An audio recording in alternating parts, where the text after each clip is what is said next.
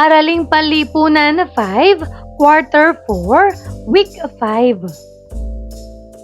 Mga pangyayari sa bansa na nagpausbong ng nasyonalismong Pilipino o ang liberal na pangasiwaan ni Gobernador General Carlos Maria de la Torre, pag-aalsa sa Cavite at ang paggarote sa tatlong paring martir o ang Gomburza.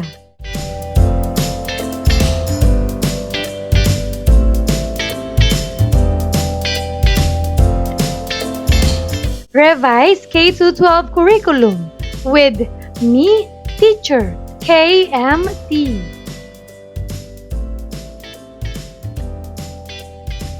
Magandang araw mga bata! Ngayon ay pag-aaralan natin ang tungkol sa mga pangyayari sa bansa na nagpausbong ng nasyonalismong Pilipino o ang liberal na pangasiwaan ni Gobernador General Carlos Maria de la Torre, pag-aalsa sa Cavite at ang paggarote sa tatlong paring martir o ang Gomburza.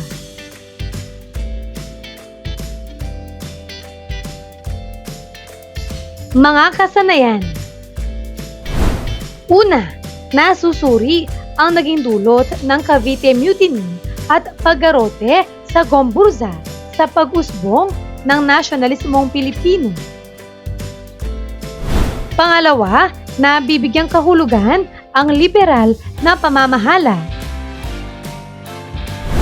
Pangatlo, na pahahalagahan ang naging bunga ng Cavite Mutiny at paggarote sa Gomburza. Panghuli, nakagagawa ng isang presentasyon tungkol sa nasyonalismong Pilipino. Unang araw. Maikling balik-aral. Paano to? Tukuyin ang inilalarawan sa sumusunod na pangusap. Pumili sa kahon at isulat ito sa patlang. Narito ang mga pagpipilian. Gitnang uri o middle class. Paring sekular. Sekularisasyon. Paring regular. Padre Pedro Pelaez. Pilipinisasyon. Para sa unang bilang, sila ay tinatawag na mga ilustrado o mga Pilipinong nakapag-aral sa Europa at natutuhan ang mga liberal na ideya. Ano ang tamang sagot? Magaling. Gitnang uri o middle class. Pangalawa, kabilang sa ordeng relihiyoso ang mga paring ito, tulad ng Agustino, Franciscano, mga Espanyol at iba pa. Ano ang tamang sagot? Mahusay. Paring regular.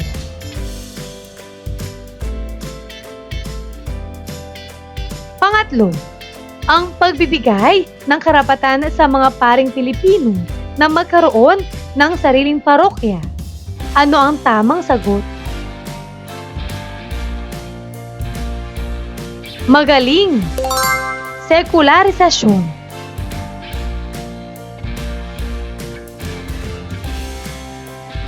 Pang-apat, siya ay nanguna sa pagtatanggol ng mga karapatan ng mga paring sekular. Ano ang tamang sagot? Walang iba kundi si Padre Pedro Pelaez.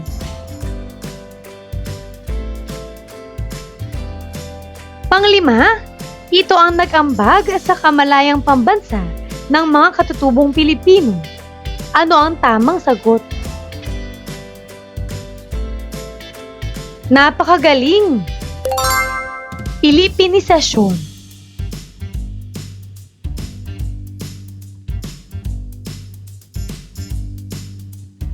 Paglinang sa kahalagahan sa pagkatuto sa aralin. Paano to? Sagutan ang mga sumusunod na gabay na tanong. Una, ano ang naging dulot ng Cavite Mutiny at paggarote sa Gomburza sa pag-usbong ng nasyonalismong Pilipino?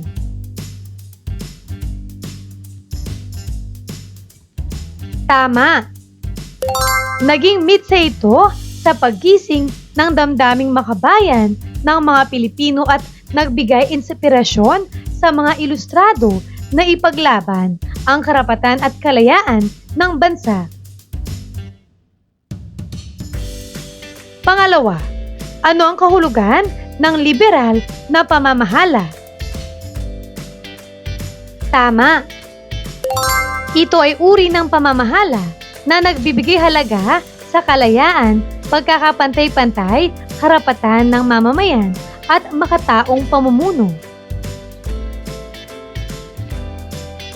Pangatlo, paano mo pahahalagahan ang mga naging bunga ng Cavite Mutiny at paggarote sa Gomburza? Magaling!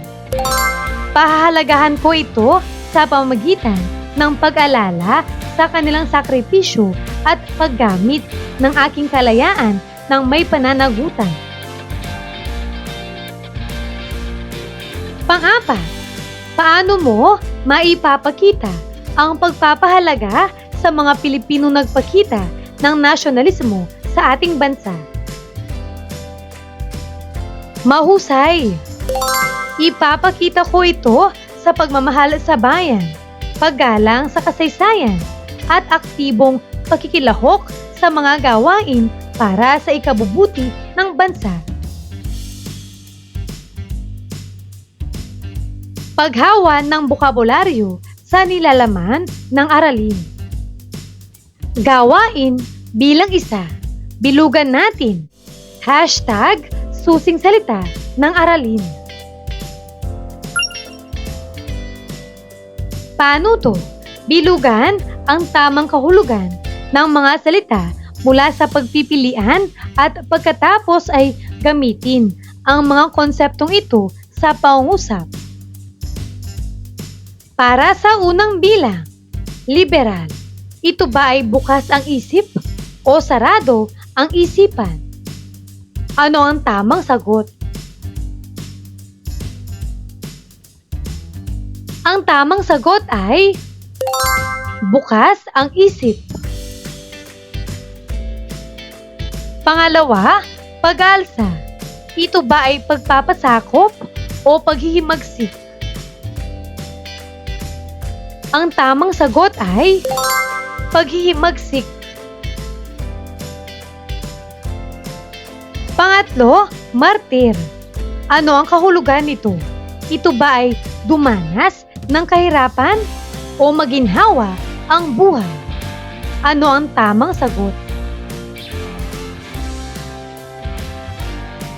Ito ay dumanas ng kahirapan.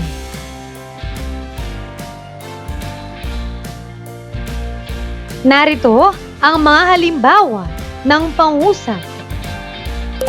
Una, ang isang liberal na pinuno ay bukas ang isip sa mga bagong ideya at reforma. Pangalawa, ang pag-aalsa sa Cavite ay nagpakita ng pagtutol ng mga Pilipino sa mapang-aping pamahalaan. Pangatlo, ang Gomburza ay itinuturing na martir dahil dumana sila ng hirap at kamatayan alang-alang sa bayan.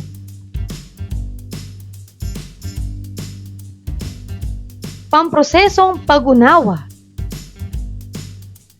Ang liberal na pangasiwaan ni Gobernador General Carlos Maria de la Torre. Noong 1869, dumating si Carlos Maria de la Torre bilang bagong gobernador general. Sa kanyang pamamahala ay umusbong ang konseptong liberalismo sa bansa. Sa panahon ng liberalismo sa Espanya, ibinatay niya ang mga patakarang ipinatupad sa pamahalaan. Malaki ang pagbabago sa mga patakaran kumpara sa mga naunang gobernador general. Ito ang mga sumusunod. Una, mamuhay ng simple.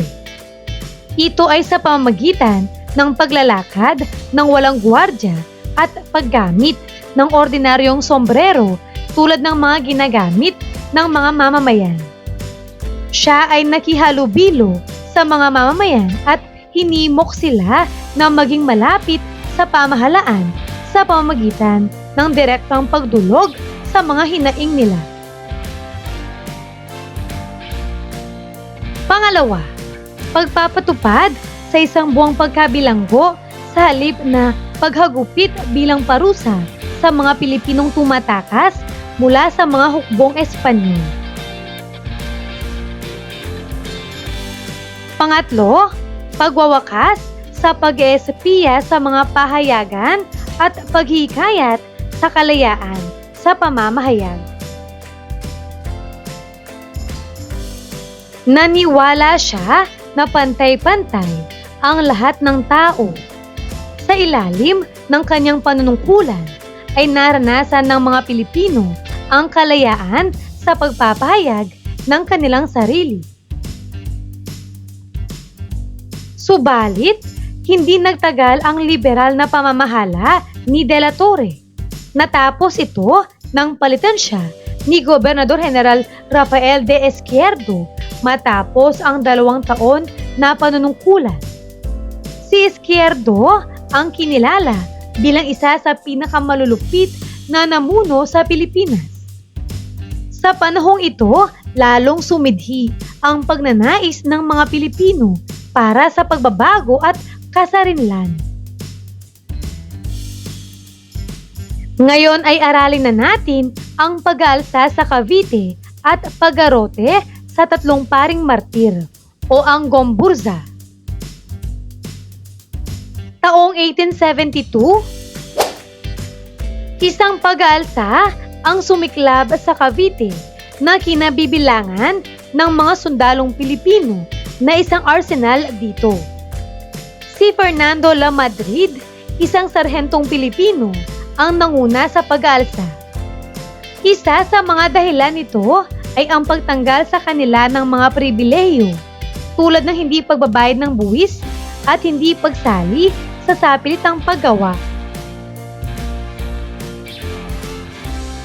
Sa kasamaang palad ay hindi nagtagumpay ang pag-aalsang ito. Dinakip ang mga napagbintangang pinuno. Kabilang dito sina Mariano Gomez, Jose Burgos at Jacinto Zamora. Sila ay nakilala bilang Gomburza. Pinagbintangan silang pinuno ng pag-aalsa sa Cavite upang mapatahimik ang noon ay mainit na issue ng sekularisasyon.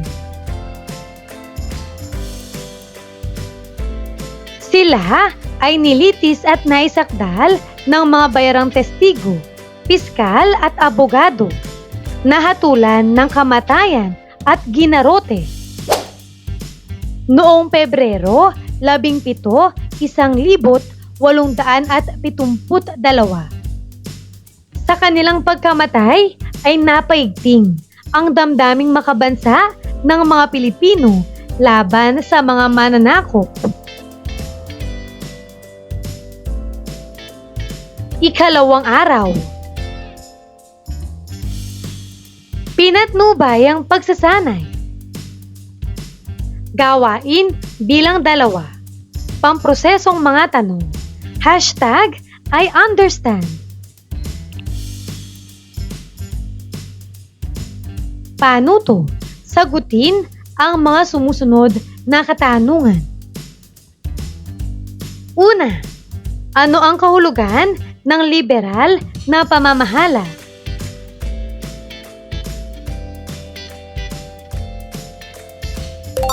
Ang liberal na pamamahala ay uri ng pamumuno na nagbibigay halaga sa kalayaan, karapatan pagkakapantay-pantay at makataong pagtrato sa mamamayan. Pangalawa, isa-isahin ang mga nangyari sa Cavite Mutiny. Una, nag-alsa ang mga sundalo at manggagawa sa arsenal ng Cavite dahil sa pagtanggal ng mga pribilehiyo. Ikalawa, mabilis itong nasupil ng pamahalaang Espanyol. Ikatlo, pinaratangang sangkot ang mga paring Pilipino sa pag-aalsa. Para sa pangatlong katanungan, ano ang naging epekto ng paggarote sa Gomburza sa kamalayang nasyonalismo ng mga Pilipino? Nagising ang damdaming makabayan ng mga Pilipino at naging inspirasyon ito sa paglaban para sa karapatan at kalayaan ng bansa. Pang-apat, bilang isang mag-aaral, paano mo maipapakita ang nasyonalismong Pilipino? Narito ang pwedeng maging sagot. Maipapakita ko ang nasyonalismong Pilipino sa paggalang sa kasaysayan, pagsunod sa batas, at aktibong pakikilahok sa mga gawain para sa ikabubuti ng bayan. Gawain bilang 3. Ugnay, salita. #iConnect. Paano to? Pag-ugnayin ang dalawang konsepto sa bawat bilang. Basahin at sagutin.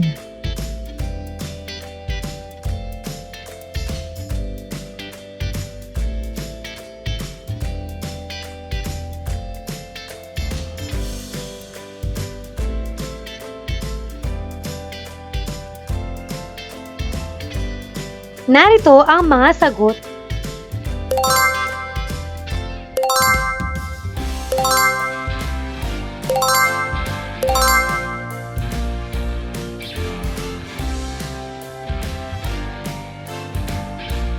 Ikatlong araw. Paglalapat at pag-uugnay. Gawain bilang 4. Data retrieval. #iRetrieve.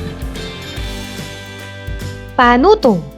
Punan ang talaan ng mga hinihinging impormasyon. Para sa unang hanay, panloob na pangyayari. Para sa ikalawang hanay, naganap. At para sa ikatlong hanay, paghahambing sa kasalukuyan. Simulan na natin. Liberal na pamamahala. Ano ang naganap? Nagkaroon ng pamahalaang nagbibigay ng kalayaan at karapatan sa mamamayan. Ipinatupad ang mga makataong patakaran. Paghahambing sa kasalukuyan. May kalayaan pa rin sa pagpapahayag at may mga batas na nagpoprotekta sa karapatan ng mga mamamayan.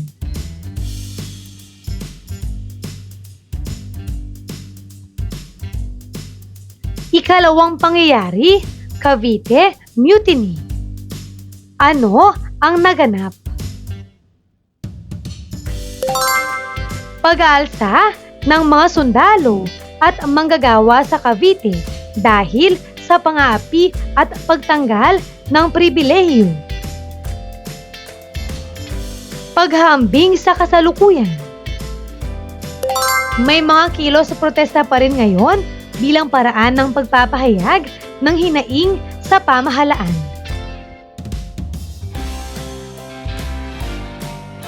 Pangatlong pangyayari, paggarote sa Gomburza. Naganap. Pagbitay sa 3 paring Pilipino na inakusahan sa Cavite Mutiny. Paghahambing sa kasalukuyan. Pinahalagahan na ngayon ang due process at karapatang pantao upang maiwasan ang maling parusa. Kasunod na bahagi. Gagabayin ka ng iyong guro para sa gawain na ito.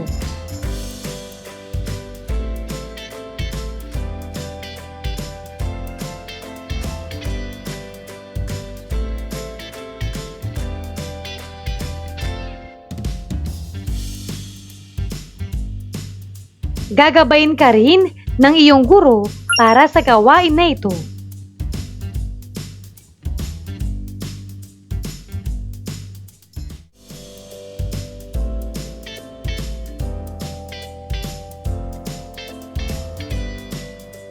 Ika-4 na araw.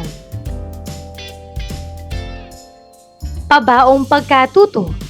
Basahin at pagnilayan muli ang mga naganap na pangyayari.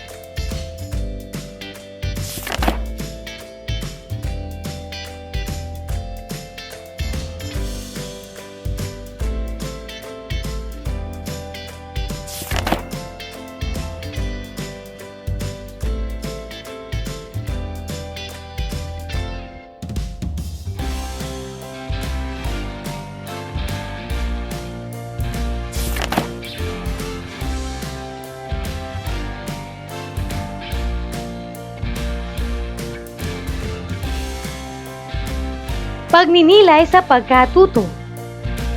Gawain bilang pampito. Pagninilay. Panuto. Magsagawa ng pagninilay hinggil sa aralin na natutunan. Para sa unang kasanayan, nasusuri ang mga idinulot ng Cavite Mutiny at paggarote sa Gomburza sa pag-usbong ng nasyonalismong Pilipino. Ano ang iyong sagot? Hindi sapat ang kasanayan ko, sapat ang kasanayan ko, o lubos ang kasanayan ko?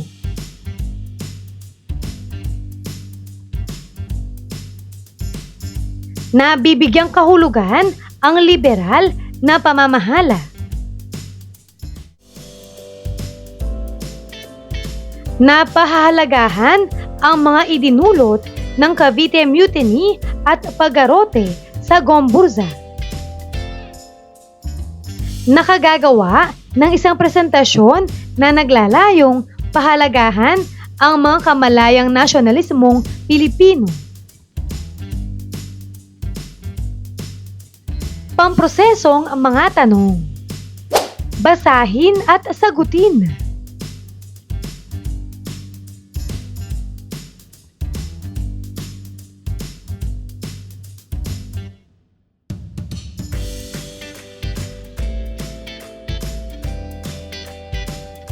Pagsusulit. Panuto. Basahin ang mga pangungusap at piliin ang tamang sagot. Una, ang mga sumusunod na pangyayari ay dulot ng liberal na pamumuno ni Gobernador Carlos de la Torre maliban sa A. Mamuhay ng simple. B. Palihim na pagharang sa mga sulat ng mga kilalang Pilipino mula sa Europa. C. Pagpapatupad sa isang buwang pagkabilanggo sa halip na paghagupit bilang parusa. D. Pagwawakas sa pag-eespiya sa mga pahayagan. Ano ang tamang sagot?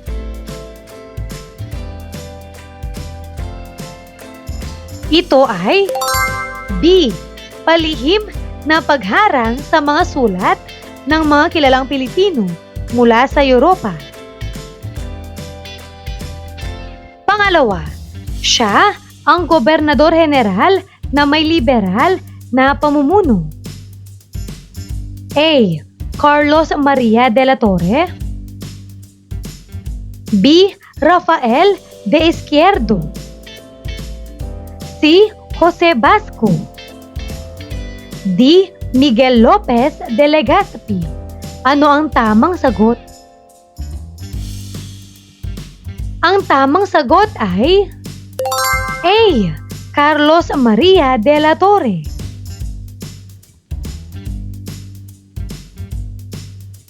Pangatlo, ito ay tumutukoy sa isang pag-aalsa na nangyari noong 1872 na kinabibilangan ng mga sundalong Pilipino na naglilingkod sa isang arsenal.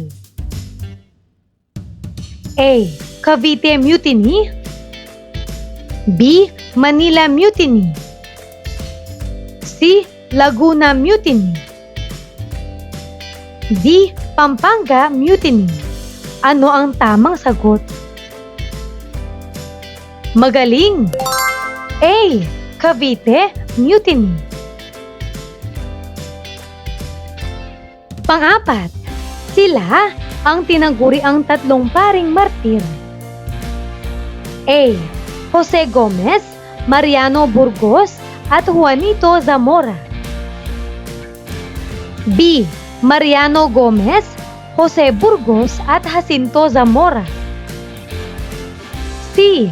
Jacinto Gomez, Jose Burgos at Justiano Zamora. D. Jose Gomez, Jacinto Burgos at Jose Zamora.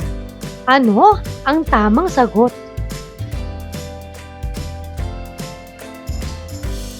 Ang tamang sagot ay B. Mariano Gomez, Jose Burgos at Jacinto Zamora. Panglima, siya ang gobernador general na kilala bilang isa sa pinakamalupit na namuno sa Pilipinas. A. Carlos Maria de la Torre. B. Rafael de Izquierdo. C. Jose Basco. D. Miguel Lopez de Legazpi. Ano ang tamang sagot? Ito ay B. Rafael de Izquierdo.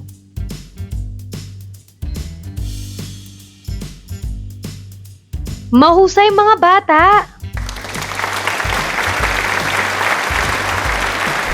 Ano ang mga natutuhan mo sa araw na ito? Ngayong araw na ito, natutuhan ko ang tungkol sa ang liberal na pangasiwaan ni Gobernador General Carlos Maria de la Torre, pag-aalsa sa Cavite at paggarote sa tatlong paring martir o ang Gomburza. Maraming salamat sa pakikinig mga bata. Sana ay may natutuhan kayo. Huwag mong kalimutan pindutin ang like, share at subscribe.